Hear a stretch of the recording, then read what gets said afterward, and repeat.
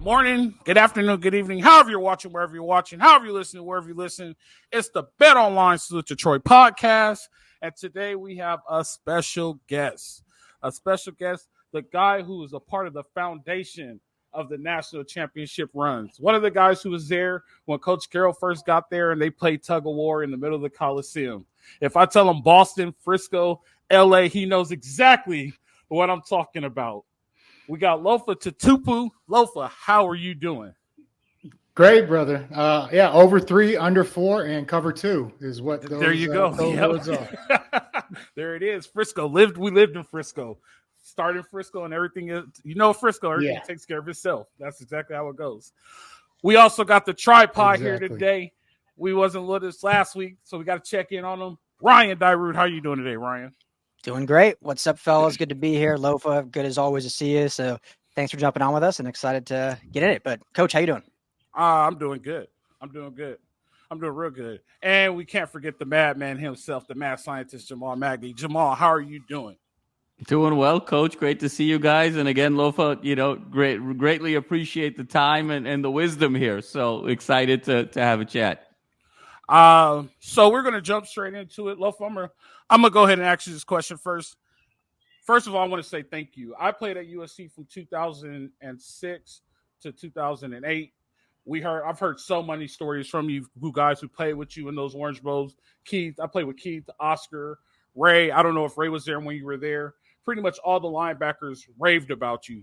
Lofa's a great guy. Lofa's this, but you were on that core group that set the foundation for everything we had. And I met you once in Bellevue in a lobby when you was with Seattle. I don't know if you remember it or not, but all those guys were around you. They were happy to see you, man. I heard nothing but good things about you. So the first thing I want to do is start off for saying thank you for setting the foundation when I was at USC and starting that championship run and setting the standard. And I really appreciate you for that. I never got a chance to tell you that or any of you guys. I told Lindale once, I don't know if he remembers, but you guys were the guys who set it all up for us, and I appreciate you for that. Oh, man. No, it was our honor and our pleasure. And, it's funny. I never won a title in high school and in anything. Been to the playoffs, right? But never won a title until I got to SC. So I'd like to take credit for it, but I think I just hit the right place at the right time. And I was lucky to be a part of, just a historic run. Ryan and Jamal, you guys can go ahead. Yeah, sure. Go ahead, Jamal. please. No, please. No, go. No, Lofa, always good to see you, man. But, just looking at kind of this team going into this season, we don't have to backtrack too much, but I'm just curious, going to the Big Ten, you played when you were there, Pac-10 football and all the historic rivalries at the Pac-10 and now, still get UCLA. There's still going to be Oregon and Washington, but, losing Stanford, losing Cal, some of the other ones. So, new rivalries just announced today. The Michigan game will be a 12:30 kickoff on CBS and stuff like that. So some fun stuff in the big house, but just we haven't really talked to you. What's your thoughts on SC moving to the Big Ten? Yeah. At first the traditionalist in me that wanted to see the matchups we've come to know and love was kind of upset, right? The old man in me, I guess you could say. But, you understand it's about money. And I have a feeling that all these conferences are going to realign in another 2 or 3 years. It's just because of logistics. It's just making for a mess for all the other sports. So it'll be fine. I'm just glad it's expanding to 12 teams. If you're, the 13th team with 2 or 3 losses, man, just, shut up. Like you shouldn't have lost that many fucking games because I always felt like 8. Okay. Once you get past like the 5th team or 6th team, because there might be 1 or 2 that have 1 loss, a key or quality loss, if that's even possible to say, in the SEC or somewhere very competitive, then I understand them being on the outside looking in like, hey, we should have a seat at the table. So expanding to this many, it's going to be exciting. A lot of matchups. I can't wait to see it. Yeah, Lofa. I mean, so well said. And obviously you were at a time in SC, I mean, the peak of the modern era where there was no margin for error. And obviously part of that run that ultimately won 34 straight games.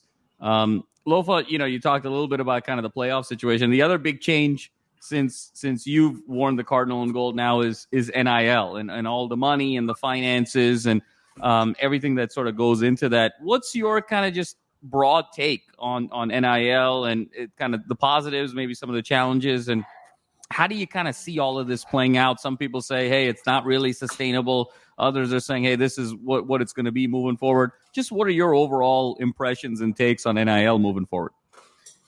It's not sustainable. It's the Wild West, but I am happy for the kids.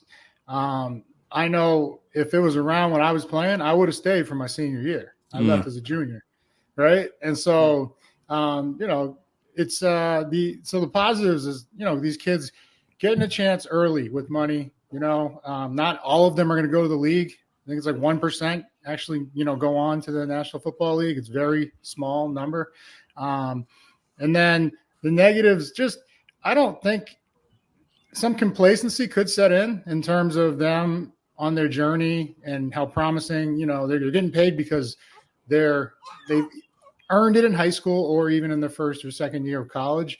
But, you just want them to stay hungry. And I think they will. And over time, I think people or kids will see like, okay, how to handle it. I thought Caleb did a phenomenal job to produce. He's been the face of our franchise, if you want to call it, because it's not college sports anymore. Since the time he walked on campus and won the Heisman, came back, probably only had one rough game. I wouldn't even call it bad. Still had a ton of stats. Talking about the Notre Dame game, but every other game, he's what gave us a fighting chance. And I hope, maybe he can be a mentor to some of these kids, not just at SC, but, kind of how to deal with all of it. Because that's a lot at a young age to deal with. Lofa, so my first question is, as a joke, what would your price be back in that day? Because Ryan asked me what my price would be. I said 75. I said 75,000. What would your price be? What's wild? If they would have given me, so I'm just going to take you into my mindset because I still remember it. I was living off campus. Stipend check was $990, right, or $950. My rent every month was $1,000, so I was already in the hole $50 every month. Like it was tough. I mean, it's brutal. I literally would have stayed if they offered me like $4 or $5 grand a month. I would have been like, yeah, I'm back. Yeah, I always say that too, Ryan. Just pay for my rent. I'll take $25,000 a month, because it was so. I mean, because they still get everything else. They still get their scholarship and everything. So I guess my price is high because we were getting $1,400 on our off campus check. So it went up a little bit from when you were there. Yesterday's price is not today's price. Yeah, like. It went up that much, yes. So, like, if you stayed on campus, my freshman year, we got like $400 because we stayed in Cardinal. Yeah. And then when we moved off, it went to like $1,400. I guess enough people complain or like inflation got it. But I was just saying that because my question to you is this, and I think about this a lot too, and I was thinking about this driving home today. Do you think, and you mentioned complacency, but do you think that lack of stress of where am I going to eat after we eat at the Galen Center at 8:00 at night, and all this other stresses you no longer have to worry about, stealing toilet paper from classroom play, like from out of places, like we've been there. Do you think losing that stress makes you a better college football player? Absolutely. I mean, on the one hand, we literally were going to bed hungry. Yeah. Okay. You're going to fight a little harder when you're going through that. But on the other hand, and they've got a lot of help, and from what I understand, I'm not down there and, know everything, but in terms of how to look at deals, how to structure them, like they're really becoming young entrepreneurs and business people. And then the branding aspect, which is going to go much farther after ball, like regardless of how well they do in ball. If they do it right now in college, they'll be fine after ball. And that's the biggest part, right? So I think just getting a jump start on that, those kind of things is big. Getting their own brand bigger, because we weren't allowed to have a brand, and not even just because social media wasn't big, but it was more of a, hey, no one's bigger than the team. Like, right. Right. If we were to have social media, you wouldn't see us posting during the season. Like that's the mindset it was that we came up under, and times have changed, and so. I'm not going to say it's a good thing or a bad thing, but I'm happy for these kids, man. I'm happy for them. Yeah. So two quick ones, and then I'll go to Jamal. But since we're in NIL, two on this. So one, and you kind of mentioned it, Loaf, already, but with the branding, like I see it as twofold, right? One, it's a way that can be detrimental because you have someone like Caleb Williams making $2 million, all these brands, other students not. But at the other fold, it's really preparing you for the league, right? Because you get to the NFL, there's not this shock factor because you've had this kind of grooming for it. So what's kind of do you think it's more detrimental in that, or do you think it's more of a better grooming, kind of what college is about, setting you up for the future anyway?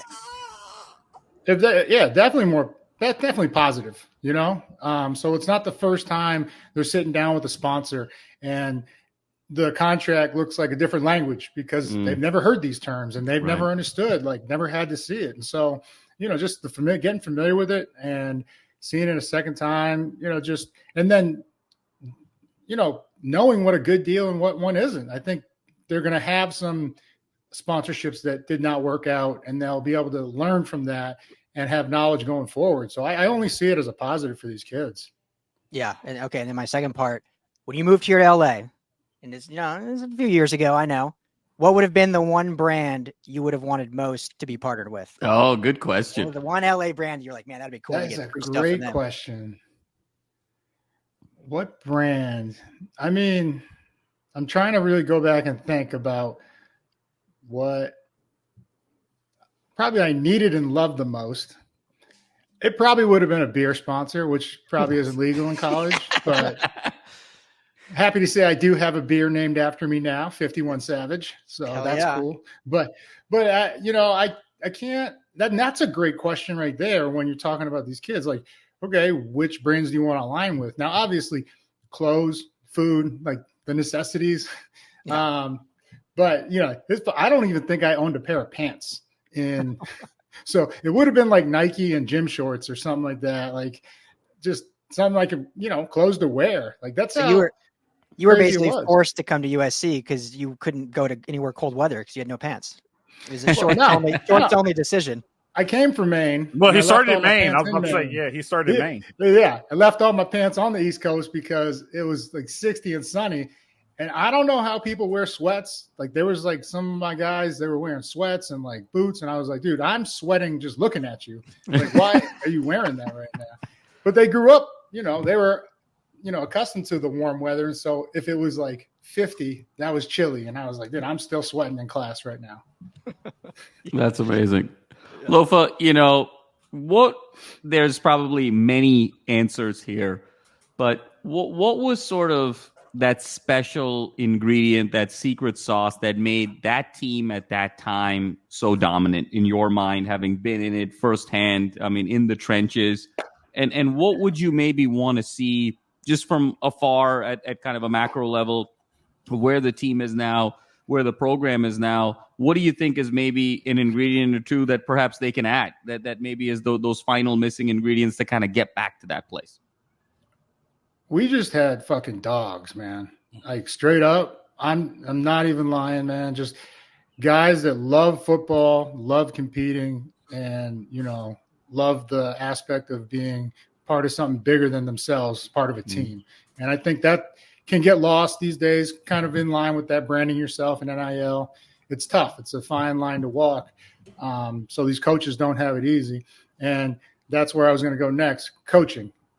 We had a bunch of NFL, coaches, and then guys that would go on to be head coaches and do great things. Sark was in the Natty last year or the semifinals. Ed O has arguably the greatest team that ever played with that LSU team, and how they were beating people.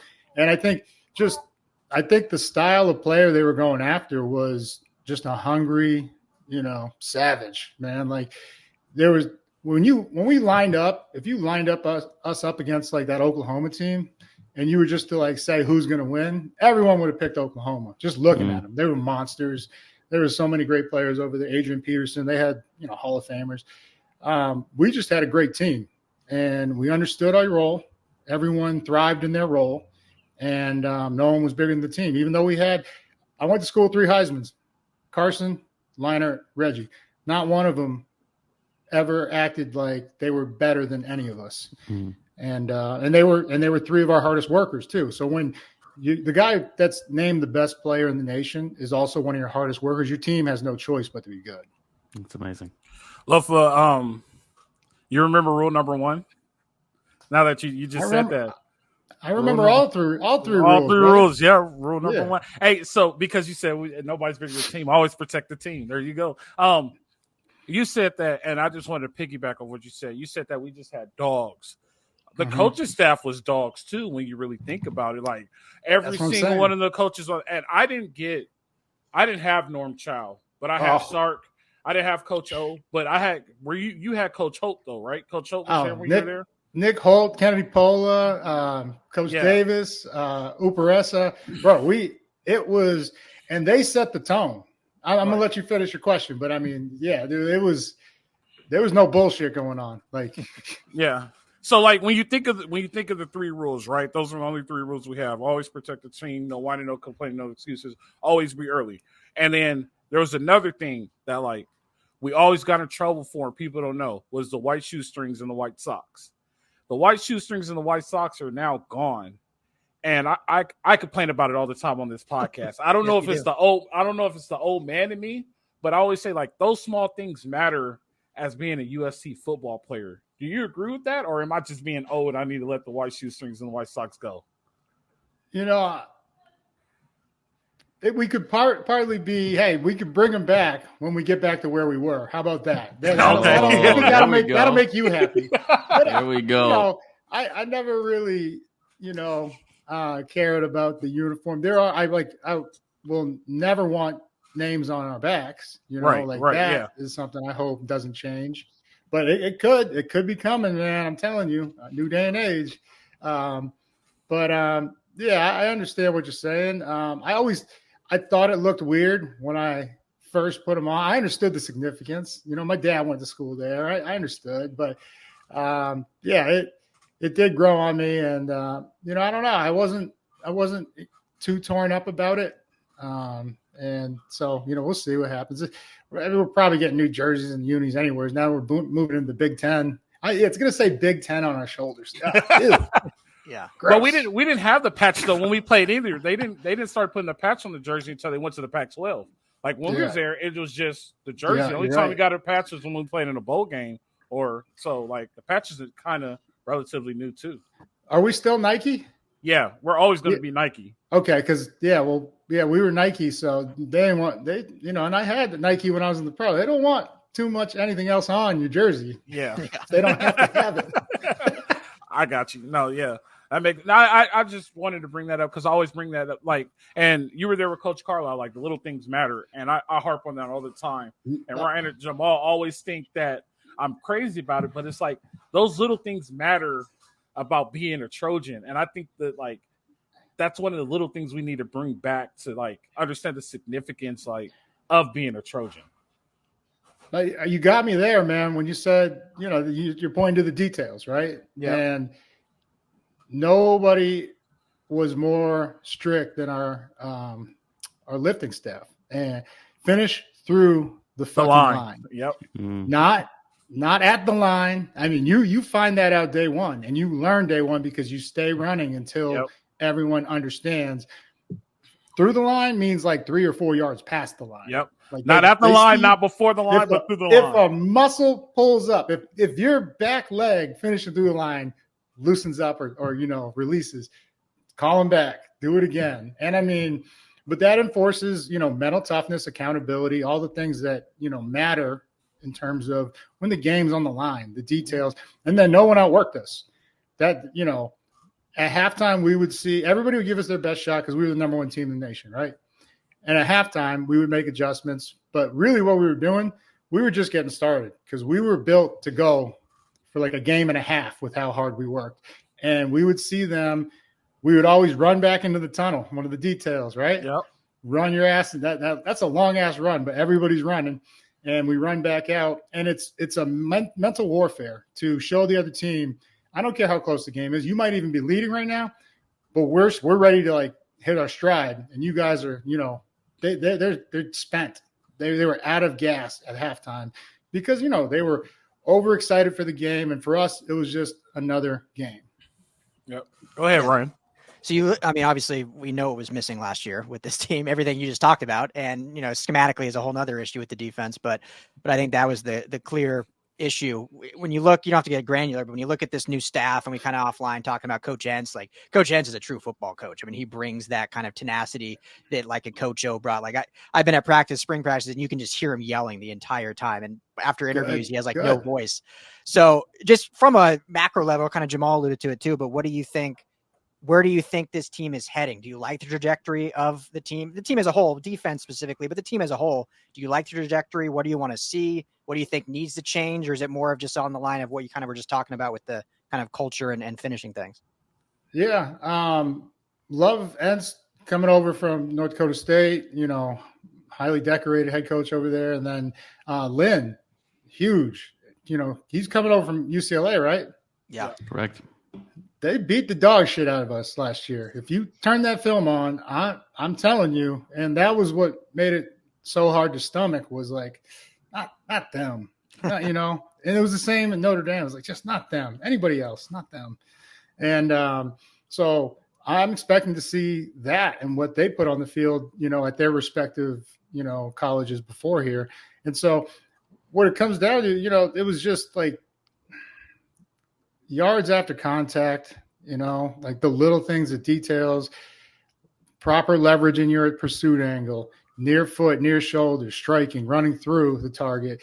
These are fundamental. This is day one stuff. And, that's what was so tough to watch last year. And so I hope that's what, if they get we've always had athletes. We've always had them. And we always will. But, to get back to where we're used to seeing the standard is just doing the fundamentals extremely well. Yeah. Go ahead, Al. Wrap us up. You want to take us home. So my question is, and your backstory, you started, like you said, you started at the University of Maine. And I'm not against this, and I'm talking the transfer portal. You started at the University of Maine. You end up coming to USC, playing your ass off. How do you feel about the transfer portal? And before you answer, so my thing about the transfer portal, and the best example I give you is Matt Castle, right? If we have the transfer portal, when you were there and Matt Castle was there, he enters the portal, goes somewhere else, becomes a starter, maybe ups his draft position, right? Because he was lost in the wash. It is what it is. He was holding kicks, backup quarterback, but he was a damn good quarterback. Not taking anything away from Matt Castle. He just wasn't better than Carson and Matt.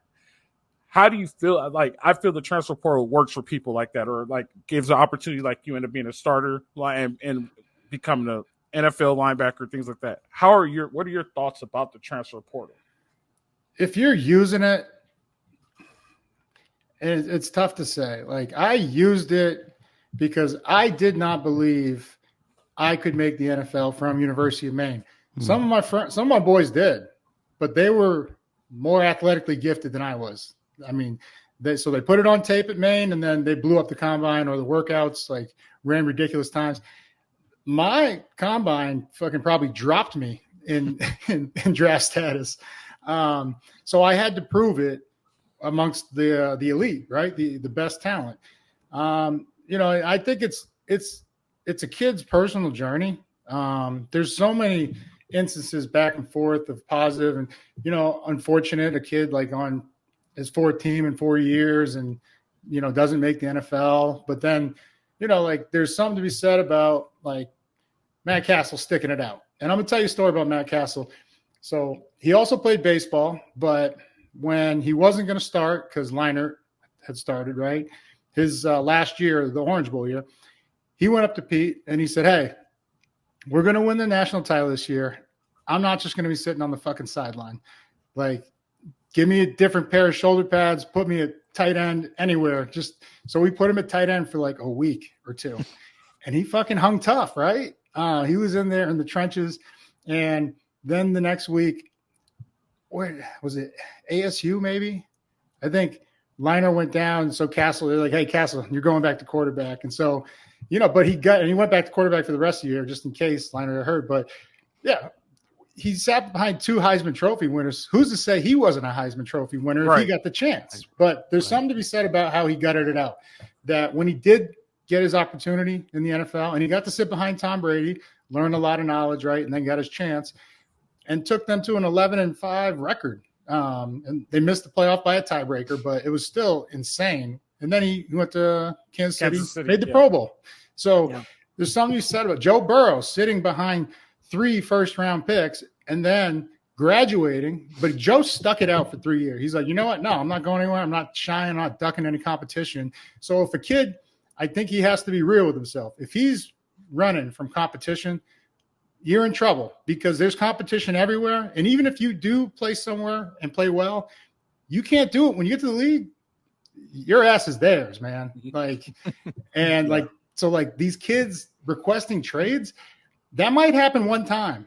And then that gets around the league and nobody wants you at that point. Don't know how talented you are. They're just like, oh, he's just not a team guy. And so it's a double-edged sword. But if you're doing it to better your situation and better yourself, like go up and play tougher competition. That's why I'm excited about a lot of these. You're seeing Division I poach 1AA All-Americans and so on and so forth, the waterfall effect. The only unfortunate aspect I see is less and less high school kids are getting recruited and offers. But I'm all for it, and we just got to figure it out. Like maybe there's a limit to how many times you can transfer, like twice, and then like all right, you transfer twice, you're stuck at that third place, right? I don't know. So what I hear you saying is you're a big Miller Moss fan, then. Damn right. It out. Yeah. He gutted it out. Yeah. Right. Now he's the guy. Yeah. And his first start, what did he do? It was like tied the record. Right? Yeah. Yeah. And there was a couple guys sitting out of that game too, right? He didn't have all his weapons or all the weapons that Caleb always had, Right. Yeah, no Rice. Yep. A lot of them. Right. So. Who was that one guy? The little dude. Taj Washington. No. Is it Lemon? Oh my God. Lemon. Where the hell did he come from? Where the hell can we get him the ball? He's a freshman. He was a true freshman, and he got caught. The receiver room was pretty good. So this is what happened with Mekhi. The corner started getting hurt. They moved him to corner, and he was playing corner. He started at corner as a true freshman, not ever playing corner before, so he got a lot of reps at corner. I mean, I think he only had 4 catches, but had close to 100 yards, and he made a couple adjustments to footballs that, like, a lot of guys don't make. Like, it would look like an NFL receiver. Like, say that again for the crowd. Mekhi Lemon. Head whip this way, the ball's thrown behind him. He turns around, 360, catches it, and just 30 yards, 3 first downs. Is that good? Shandy's all fall. Miller, Moss, beer and lemonade. Shandy's all fall, Moss to lemon. You guys heard it here. Another fellow Trojan in the trenches who recognizes talent. Mekhi Lemon is the guy. There you go. That was special. I mean, and then do we still got who's the freshman last year? The other one, the really explosive one. Branch. Branch is still there. I got to say, though, Lofa, if you're calling Mekhi Lemon the little guy, I don't even want to know what you call me behind my back. Like. Well, he just looks so fast. I can't tell how tall or big these guys are, but no one could catch him. That's a good thing. But then Branch, man, I mean, you got to use him like the cheetah or, just sweeps, screens. I mean, that guy's ridiculous in the open field. You know who they're comparing Branch to, right? Who's that? Number 5. Yeah, I could see it. I mean, that first comparison right now. That first kickoff he took. The only thing I'll say, Reggie made his moves earlier.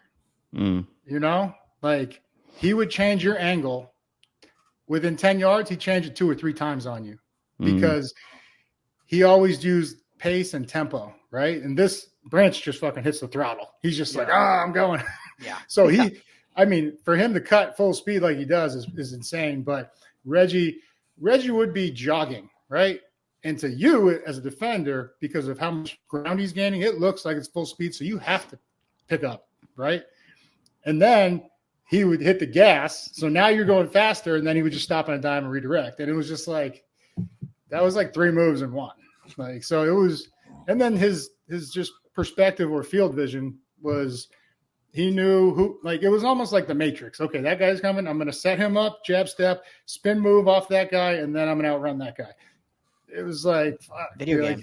Yeah, it was literally that slow for him. That's crazy. Video game. Well, unless you guys have anything else, I'll get you out of here on this. Week 1, Vegas. If you're there, you better hit me up. But against LSU, Labor Day. What do you think? You think SC starts off 1-0? How do you like our chances?